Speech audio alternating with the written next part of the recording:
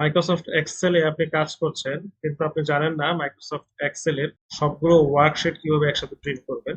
ধরুন এরকম একটা এক্সেল ওয়ার্কশিট আছে আপনার কাছে, যেখানে অনেকগুলো শিট রয়েছে, এরকম একটা, দুইটা, তিনটা, চারটা, পাঁচটা, ছয়টা, সাতটা, এরকম অনেকগুলো শিট আপনার এক্সেলে রয়েছে। এখন আপনি প্রতিটা শিটে ক্লিক করছেন এবং প্রিন্ট কমান্ড দিয়ে প্রিন্ট করছেন আলাদা আলাদা সেপারেট। তো আপনি চাইলে সবগুলো ওয়ার্কশিট একসাথে একটা কমান্ড দিয়ে প্রিন্ট করে নিতে পারেন।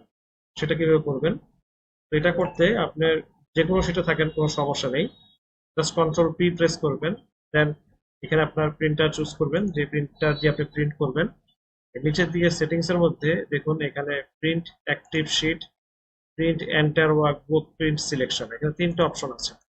এখান থেকে আপনি যদি সমস্ত ওয়ার্কবুক একসাথে প্রিন্ট করতে চান, তাহলে আপনাকে এই 2 নাম্বার যে অপশনটা আছে প্রিন্ট এন্টার ওয়ার্কবুক, এটাকে সিলেক্ট করে দিতে হবে। সিলেক্ট করা মাত্র দেখুন এখানে 52টি পেজ চলে এসেছে। আমাদের সাধারণত এই প্রথমটা সেট করা থাকে প্রিন্ট অ্যাক্টিভ শিট, যেই শিটে আমি আছি সেই শিটটা শুধু প্রিন্ট হবে। এটা দিলে দেখুন এখানে পেজ সংখ্যা কিন্তু কমে গেছে, মাত্র 11টা পেজ রয়েছে। যখন আমি এখানে এন্টার ওয়ার্কবুক দিব, অর্থাৎ আমার সমস্ত শিট একসাথে প্রিন্ট হবে, তখন এখানে পেজ সংখ্যা বেড়ে 52টি হয়ে গেছে।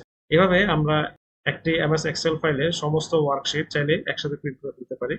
তবে এক্ষেত্রে আমরা একটু সাবধানতা অবলম্বন করতে হবে, সেটা হলো প্রতিটি ওয়ার্কশিটের পেজ সেটিংটা ঠিক আছে কিনা, পেজ সেটআপটা ঠিক আছে কিনা সেটা দেখে নিতে হবে। কারণ পেজ সেটআপ ভুল হলে এক্ষেত্রে আপনার পেজ সংখ্যা বেড়ে যাবে বা আপনার পেজ নষ্ট হবে অযথা। তো আশা করি বুঝতে পেরেছেন। ধন্যবাদ সবাই।